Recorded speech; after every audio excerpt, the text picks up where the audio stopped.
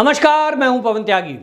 पश्चिम बंगाल में वहां के राज्यपाल जगदीप धनखड़ जी और आपको बताएं ममता बनर्जी के बीच टकराव और बढ़ने के चांस हैं, क्योंकि 2 तारीख यानी 2 जुलाई को विधानसभा का जो सत्र है वो शुरू होने जा रहा है और ममता बनर्जी तैयारी कर रही हैं कि इस सत्र में सबसे पहले वो राज्यपाल के खिलाफ एक प्रस्ताव लाएंगी, जिसके लिए वो विधानसभा अध्यक्ष यानी स्पीकर से मुलाकात करके उसकी योजना भी बना चुकी हैं। आखिरकार ममता बनर्जी को जगदीप धनखड़ से प्रॉब्लम क्या है? राज्यपाल से इतनी ज्यादा वो चिड़ी हुई क्यों है कि कभी वो मोदी जी को पत्र लिखती हैं कि इनको वापस बुलाया जाए, कभी वो उनके बारे में बयानबाजी करती हैं। उनके जो मंत्री हैं और नेता हैं वो जगदीप धनखड़ जी को गाली देने का काम करते हैं। और अब ममता बनर्जी ने यह कह दिया कि 2 तारीख को 2 जुलाई को जो विधानसभा का सत्र शुरू होगा उसमें हम प्रस्ताव पास करेंगे और उस प्रस्ताव पास करने के बाद राष्ट्रपति जी को भेजा जाएगा कि ये जो राज्यपाल हैं ये काम ठीक नहीं कर रहे हैं, निष्पक्षता से काम नहीं कर रहे हैं और इनको वापस बुला लिया जाए, इनकी जगह कोई और राज्यपाल नियुक्त किया जाए। आखिरकार आपको बताएं कि ये जो जगदीप धनखड़ जी हैं इनसे जुबानी और लिखित में जो ममता बनर्जी का टकराव चल रहा है उसके पीछे का कारण क्या है। तो आपको ध्यान होगा कि कलकत्ता हाई कोर्ट के कहने से सीबीआई को जरूरत थी नारदा घोटाले में जांच करने के लिए टीएमसी के एक सांसद, पूर्व मंत्री और वहां के पूर्व मेयर और एक एमएलए से जांच करने की। 4 लोग उसमें चार्जशीट में नाम जिनके थे वो टीएमसी के 4 नेता। अब उसमें एक इनके कानून मंत्री थे और उस कानून मंत्री से बात करनी थी, पूछताछ करनी थी सीबीआई को, जिसके लिए रूल के तहत विधानसभा अध्यक्ष से उसकी परमिशन चाहिए होती है, क्योंकि ये कानून में प्रावधान है कि यदि कोई भी विधायक, आप किसी विधायक के खिलाफ यदि कोई जांच करना चाहते हैं और उसके खिलाफ कोई कानूनी आपराधिक मामला चल रहा है, पुलिस हो या कोई भी जांच एजेंसी हो, उसको विधानसभा अध्यक्ष यानी स्पीकर से उसके लिए परमिशन लेनी होती है। लेकिन आपको बताएं कि ये जो सीबीआई का मामला था जांच का, ये उस समय चला जिस समय चुनाव की घोषणा हो चुकी थी और वहां सारा जो काम है, जो पश्चिम बंगाल में प्रशासन की पूरी पावर वो केवल किसके पास थी? तो चुनाव आयोग के पास थी। और ऐसे में संवैधानिक संस्थाओं को जो भी कोई अनुमति चाहिए होती है या तो उसके लिए चुनाव आयोग है, लेकिन इस मामले में क्योंकि सीबीआई को जांच करनी थी, सीबीआई को पूछताछ करनी थी, तो ऐसे में वो किससे पूछेगी? तो कानून के मुताबिक राज्य का राज्यपाल, जब तक कोई मुख्यमंत्री किसी प्रदेश में नियुक्त नहीं होता, कानूनी चुनाव प्रक्रिया चल रही हो या किसी भी कारण से, कभी कभी ऐसा होता है कि एक मुख्यमंत्री ने इस्तीफा दिया है और दूसरा अभी नियुक्त नहीं हुआ है, कार्यकारी मुख्यमंत्री कोई बनाया गया है, तो कार्यकारी कोई भी इस तरह के फैसले संवैधानिक ले नहीं सकता। ऐसे समय में राज्य के राज्यपाल या जहां यूटी है वहां उपराज्यपाल इन मामलों की परमिशन देता है। तो पूरे मामले में ये परमिशन दी जगदीप धनखड़ जी ने और यहीं से ममता बनर्जी का टकराव जगदीप धनखड़ जी से शुरू हो गया। सवाल ये उठता है कि जब राज्य के राज्यपाल जगदीप धनखड़ जी के पास सीबीआई गई कि हमको परमिशन चाहिए, इस समय राज्य में एक तरह से ये कहें कि वो जो सत्ता है पूरी पावर राज्यपाल के पास थी, मुख्यमंत्री कोई है नहीं, चुनाव प्रक्रिया चल रहा है और ऐसे में जब अनुमति चाहिए तो लॉ के मुताबिक राज्यपाल जी ने उसको परमिशन कर दिया सीबीआई को जांच के लिए। अब इसमें गैर संवैधानिक क्या है? ममता बनर्जी कहती है ये परमिशन क्यों दी? मतलब इसका मतलब यह है ममता बनर्जी ये चाहती हैं कि चाहे नारदा घोटाला हो या शारदा घोटाला हो या कोयला घोटाला हो, कोई भी घोटाला हो जिसमें टीएमसी के किसी कार्यकर्ता का नाम आएगा, जिसमें किसी टीएमसी के विधायक या सांसद का नाम आएगा, उसमें जांच होनी ही नहीं चाहिए। और अगर कोई जांच के लिए कहेगा तो वो दोषी है। आप देखिए कि ममता बनर्जी का ये जगदीप धनखड़ जी से क्या लगड़ा झगड़ा है, केवल और केवल नारदा घोटाले को लेकर जो शुरू हुआ और उसके बाद चुनाव के बाद जो हिंसा हुई है उसमें जो उन्होंने बयान दिए हैं, और ये बयान कोई झूठे नहीं है। अगर पोस्ट पोल हिंसा को लेकर जगदीप धनखड़ जी ने यह कह दिया कि राज्य की कानून व्यवस्था बिल्कुल तार तार हो चुकी है, लोगों की जान सुरक्षित नहीं है, लोग घर छोड़कर जाने को मजबूर हैं और ऐसे में ममता बनर्जी को मैं कहता हूं कि वो कानून व्यवस्था कायम करे। कौन सा गलत कहा है? क्या ये सच में नहीं हुआ है? लेकिन ममता बनर्जी तो बिल्कुल आंख पे पट्टी बांध के बैठी हैं और बोल देती हैं ये तो हिंसा हुई ही नहीं है।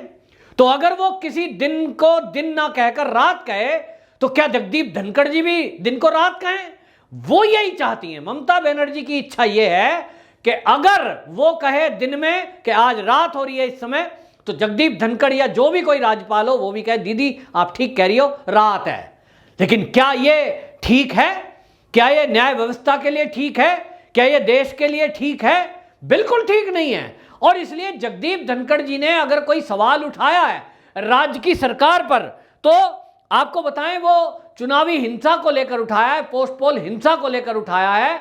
और उन्होंने कहा है कि इसमें जल्दी से न्याय मिलना चाहिए, लोगों को पुनर्वास लोगों का होना चाहिए, जो घर छोड़कर गए हैं उनको मुआवजा मिलना चाहिए। एक तरह से उन्होंने अभी तक जगदीप धनखड़ जी ने जितनी भी बातें कही हैं, बेशक चाहे उन्होंने राष्ट्रपति जी को पत्र लिख के दिया हो या गृह मंत्रालय को लिख दिया हो, सबसे पहले उन्होंने ममता बनर्जी को ही ये आग्रह किया, पत्र लिखकर किया, बोलकर किया, मीडिया के जरिए बोला। लेकिन ममता बनर्जी को ऑब्जेक्शन है कि ये जगदीप धनखड़ पीड़ित लोगों से खुद क्यों मिले जाके। तो क्या ना मिले? ममता बनर्जी शायद यही चाहती है कि जो हिंसा हो रही है पश्चिम बंगाल में, जो महिलाओं के साथ रेप हुए हैं जिनकी संख्या 100 से ऊपर है, ममता बनर्जी चाहती है कि इस पे कोई बात ही ना करे, चाहे मीडिया हो, चाहे वहां बीजेपी के कार्यकर्ता हो और चाहे राज्यपाल हो। लेकिन अगर कोई बात करेगा तो वो उसको बात करने नहीं देंगी। सीधे सीधे गुंडाई से अगर वो मानता है तो ठीक, वरना वो पुलिस का सहारा लेंगी। और अगर कोई नहीं मानता है, क्योंकि वो तो उसके नेता बोल चुके हैं ऑलरेडी टीएमसी के कि ये जगदीप धनखड़ देखते हैं किसी दिन रिटायर होगा, उसके बाद देखेंगे, उसके बाद वो जेल की सलाखों के पीछे होगा। यानी टीएमसी ने पूरी मन बना के रखा है कि जगदीप धनखड़ को छोड़ना नहीं है। वो अगर रिटायर होते हैं तो उसके बाद केस दर्ज करेंगे, यानी उसके पहले तैयारी रखेंगे कि वो उनको जेल में डाल सकें। आखिरकार जगदीप धनखड़ जी ने टीएमसी का क्या बिगाड़ा है? क्या दुश्मनी है? उन्होंने अपनी संवैधानिक जो दायित्व है केवल उसका पालन कर रहे हैं वो। तो एक राज्यपाल क्या मुंह पे पट्टी लगाकर और आंख पे हाथ रख के बैठा रहे? जो राज्य में हो रहा है होता रहने दे, फिर उसकी जरूरत क्या है? फिर उसका काम क्या है? अगर कोई राज्य का राज्यपाल किसी भी सत्ता में बैठी हुई दल के किसी भी अपराध पर मौन रहे, अत्याचारों पर मौन रहे और कुछ बोले ही ना, तब फिर राज्यपाल क्यों भेजा जाता है? मुझे बताए ममता बनर्जी। ममता बनर्जी को और उसके नेताओं को जो प्रॉब्लम है, जरा ममता बनर्जी और उसके नेता बताएं कि राज्यपाल की ड्यूटी क्या है, राज्यपाल किस लिए होता है। आप कहते हो जी आपके हर काम में वो दखल दे रहे हैं, तो आप करो ना अपना काम। आप पुलिस को आदेश दो कि जिनके खिलाफ हिंसा हुई है आप उनको जेल में डालिए, उन लोगों को जिन्होंने हिंसा की है, और जिन लोगों के खिलाफ हिंसा हुई है, जो हिंसाग्रस्त हैं, जिनके साथ रेप हुआ है, उनकी मदद करे प्रशासन। अगर ऐसा करेगा तो जगदीप धनखड़ जी को यह बोलने की जरूरत ही ना पड़ती, ना बयान देते, और जैसे और राज्यों में सब शांतिपूर्ण चल रहा है वो चलता रहता। लेकिन इस देश में एक राज्य पश्चिम बंगाल ही क्यों है जहां राज्यपाल जी को खुद दौरे पे जाना पड़ रहा है एरिया में, बाकी तो जाते नहीं। आपको दिक्कत है कि राज्यपाल जी क्यों दौरे पे जा रहे हैं, क्यों लोगों से मिल रहे हैं, क्यों हिंसाग्रस्त एरिया में गए हैं। तो जगदीप धनखड़ जी को कोई शौक तो है नहीं कि वो अपना एसी भरा कमरा छोड़कर, आराम छोड़कर, उम्र दराज भी हैं, इसमें वो जाएं जगह जगह और आपके गुंडे उनको काले झंडे दिखाएं, उनकी मुर्दाबाद के नारे लगाएं हैं, और वो उन सब गालियों को सुने जो आपके लोग दे रहे हैं। किसी राज्यपाल जैसी संवैधानिक पोस्ट पर बैठे हुए व्यक्ति को ये सब आनंद नहीं आता है सुन के।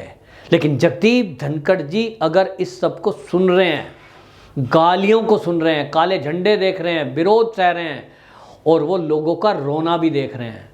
ममता बनर्जी आप एक महिला हैं, आपने देखा हो तो जगदीप धनखड़ आपके बुजुर्ग पिता की समान हैं। आप उनको बड़ा भाई माने, पिता माने, और उनकी आंखों में आंसू थे। आप इतनी कट्टर दिल कैसे हो गई कि आपके दिल में जरा भी दया नहीं है? न महिलाओं के आपको चीखें दिखती हैं, न महिलाओं के आंसू दिखते हैं, न बच्चों के चीखें आपको दिखती हैं, और ना कार्यकर्ताओं का, बीजेपी के कार्यकर्ताओं का खून दिखता है। ऐसी कट्टर आप कैसे हो गई? आप जगदीप धनखड़ पर सवाल उठा रही हैं, लेकिन जगदीप धनखड़ जी की मजबूरी देखिए कि वो क्या करें। जब लोग उनको गुहार लगा रहे हैं कि हमें बचाओ, कौन बचाएगा? राज्य की मुख्यमंत्री तो बचा नहीं रही, राज्य की पुलिस तो रक्षा नहीं कर रही है। और ये जगदीप धनखड़ जी केवल नहीं कह रहे हैं कि ऐसा हो रहा है, जितनी भी संस्थाएं चेक करने के लिए पश्चिम बंगाल में आई, और चाहे वो SC/ST आयोग आया, महिला आयोग आया, मानव अधिकार आयोग आया, और सबने एक ही रिपोर्ट कही है। और फिर वो जो 2000 महिला वकीलों ने पत्र लिखे हैं सुप्रीम कोर्ट को, वो तो पश्चिम बंगाल की रहने वाली महिला वकील हैं। वो तो एक तरह से आपकी भाषा में कहें तो आपकी अपनी है। चलो मान लिया मानव अधिकार के लोग बाहर से आए, मान लिया महिला आयोग की सदस्य थी वो बाहर से आई, लेकिन ये तो महिला आपकी वकील थी जिन्होंने लिखा कि हमारी आत्मा कचोट गई, आत्मा हमारी रो गई पत्र लिखते हुए। तो ममता बनर्जी जी, आप जगदीप धनखड़ को चेंज करा लेंगी तो अगला कोई अगर राज्यपाल आएगा वो भी अपनी ड्यूटी और जिम्मेदारियों को यदि निभाएगा तो जगदीप धनखड़ जी की तरह ही वो भी बयान देगा। क्योंकि कोई भी इंसान जो संवैधानिक पद पर बैठा है, जिसको जिस लिए रोका गया है, आपको समझ में आना चाहिए कि राज्यपाल को नियुक्ति इसलिए की जाती है कि जब राज्य का मुख्यमंत्री, राज्य की सरकार अपनी जिम्मेदारियों का निर्वहन ना करे तब राज्यपाल उनको याद दिलाए, और तब भी वो ना चेते तो राज्यपाल केंद्र को इसकी सूचना दे, और इस पर कार्रवाई करने का हक केवल केंद्र के गृह मंत्रालय को है। लेकिन राज्यपाल की जो जिम्मेदारी है, ड्यूटी है, वो है खबर देने की, और वो कर रहे हैं।